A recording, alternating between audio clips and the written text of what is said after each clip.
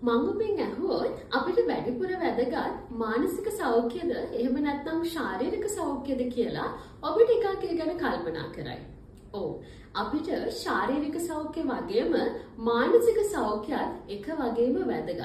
හැබැයි අපි ශාරීරික සෞඛ්‍ය ගැන හිතන තරම් මානසික සෞඛ්‍ය ගැන හිතන්නේ නැහැ. මොකද අපි හිතනවා අපි ශාරීරික අපහසුතාවයකට වෛද්‍ය උපදෙස් ගන්න ගියාට මානසිකව මට දැනෙන අපහසුතාවයකට මම වෛද්‍ය උපදෙස් හෝ මනෝපදේශනය ගන්න ගියොත් අනිත් අය මං ගැන මොනවා හිතයිද?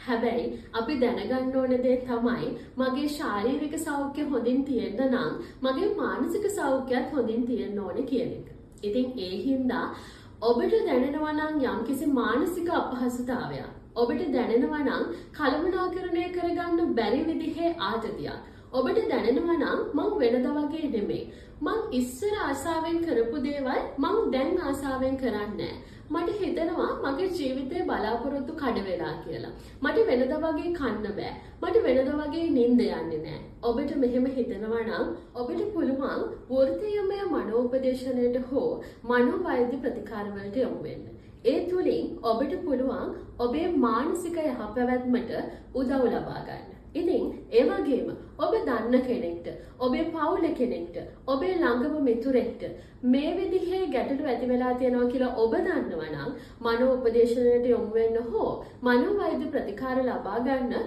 ඔහු හෝ ඇයව දිරිමත් කරන්න. මානසික සෞඛ්‍ය මම මුලින් කිව්වා වගේම ශාරීරික සෞඛ්‍ය තරම්ම වැදගත්. ඉතින් ඒ හින්දා මානසික සෞඛ්‍ය ගැන ශාරීරික සෞඛ්‍ය ගැන තරම්ම හිතන්න. ඔබට පුළුවන් වෘත්තීයමය සුදුසුකම් ලක් මනෝ උපදේශකවරයෙක් හෝ උපදේශකවරියක් හම්බ වෙලා ඔබේ ගැටලුවට විසඳුම හොයාගන්න හරි පාර හොයාගන්න. ඉතින් ඔබේ මානසික සෞඛ්‍ය පරිස්සම් කරගන්න ගමන් අනිත් අයටත් මානසික සෞඛ්‍ය පරිස්සම් කරගන්න කියලා දෙන්න.